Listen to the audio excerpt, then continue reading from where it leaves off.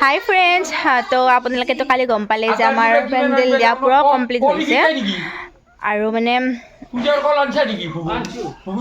বকাইছে আৰু আজি হ'ল মানে মানে ব্ৰাহ্মণ আহিছে আমাৰ তাত।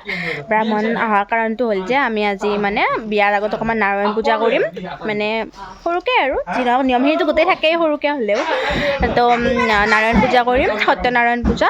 তো তাৰ কাৰণে ব্ৰাহ্মণ আহিছে আৰু মানে আজি হ'ল সোমবাৰ, মঙলবাৰ, বুধবাৰ, কালি হ'ল উৰুকা, তাৰে পিছত বিহুৰ পাছদিনাই আমাৰ মানে জোৰোণ হ'ব, বৃহস্পতিবাৰ, আৰু শুক্ৰবাৰ বিয়া হ'ব। তো তাৰ কাৰণে বিয়াৰ আগত অকণমান নাৰায়ণ পূজা কৰিলে মনটো ভাল লাগিব। তাৰ কাৰণে আজি ব্লগটো আপোনালোকক মানে দেখুৱাম আৰু সকলোখিনি। আৰু এয়া আমাৰ বিয়াৰ পেণ্ডেল কেনেকুৱা লাগিছে জনাব।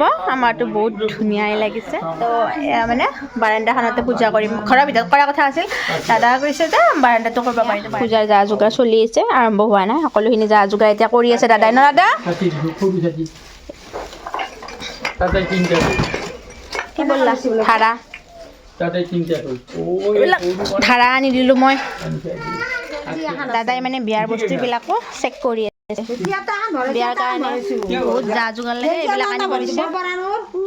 আৰু দেউতা আজি পূজাত বহিব, যা যোগাৰ কৰি আছে। যা যোগাৰ কৰোঁতেই বহুত টাইম যায় নহয় নাৰায়ণ পূজাত।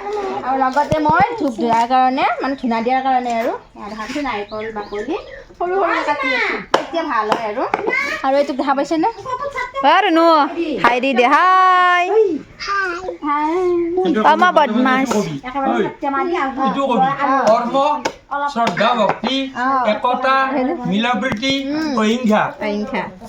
কৰ্ম কৰ্ম কৰ্ম মানে যদি যি কাম কৰে, কৰ্মই আনবো অৰ্থ।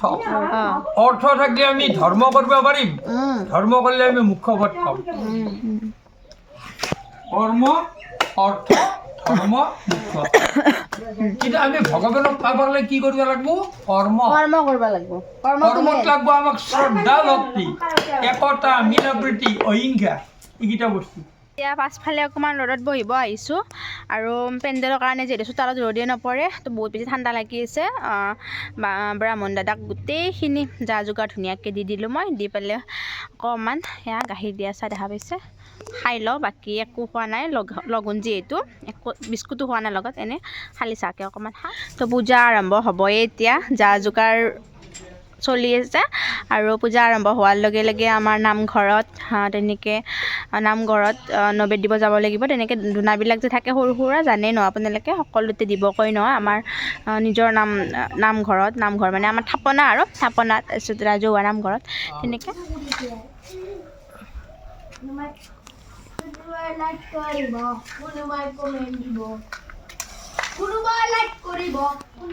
সোনাবরি বেনাবা নির্গরণী বেজন ধর্মনা বটে আপৃষ্টিকে ডব্বাই বুঝবাং নমা আপৃষ্টিকে ডব্বই আপৃষ্টিকে ডব্বাই বাদ্যাং নমা জ্ঞান নমা সমনিক নমা। নাৰায়ণ পূজা চলি আছে, তো আমি যাওঁ নামঘৰত বেলতল, আমাৰ বেলগছ আছে ইয়াৰ ওচৰতে, তাত শৰাই এখন আগবঢ়াই থৈ আহোঁ।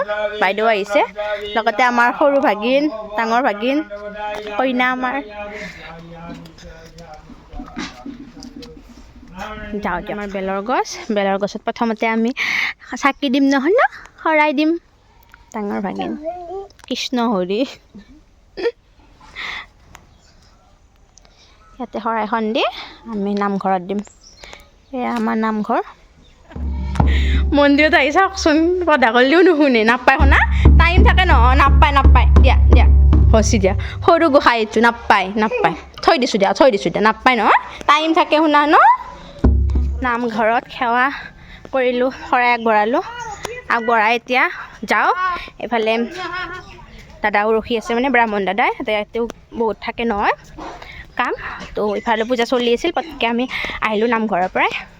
মহাবুদ্ধি সামুনি বঙ্গরই উপাসা সভা মধ্যে সর্বা যজ্ঞাগ নৈবেদ্যে সতবেদং দতাহুতং সৌনক মুনিয়ত্তমা বর্ধঞ্জলি মংবাসা উপাসা বিনানিতা।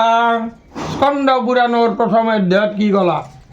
এসময়ত ঋষি মুনিগিলানে সকলো মনুষ্যৰ হিত চিন্তা কৰি আশ্ৰম এখন তৈয়াৰ কৰিছিল। সুৰম্য নৈমিষ অৰণ্যত শিষ্যগিলানক জ্ঞান দিছিল, ধৰ্মমূলক কথা আলোচনা কৰিছিল, আৰু ঋষি মুনিগিলানে ভগৱানক স্তুতি কৰিছিল। সৰ্বজ্ঞ আছিল। সুতে ক'লাক, সৌনক মুনিক ক'লা, এই ভাইয়াক কলি মোৰ তেওঁলোকক আহিব মনুষ্যত দুগাব এতিয়া কলি কাক বোলে অকৰ্ম অধৰ্ম পাপ দুখ দুৰ্গতি এইগিলাখানে হ'ল কলি কলি কি ভয় কৰে কৰ্ম কলি কি ভয় কৰে কৰ্ম সেইকাৰণে আমি কৰ্মত ব্যস্ত থাকিব লাগে কলি ভয় কৰা এটাই বস্তু আছে পৃথিৱীত কৰ্ম যি ব্যক্তি কৰ্মত ব্যস্ত থাকে সেই ব্যক্তিৰ ওচৰত কলি নাযায় ভয় কৰে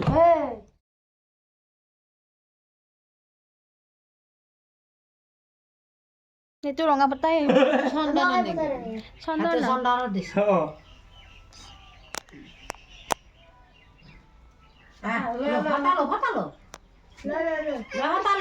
এতিয়া ঘৰৰ ফালে আগমন কৰিব এতিয়া আমাৰ প্ৰসাদ বিতৰণ চলিছে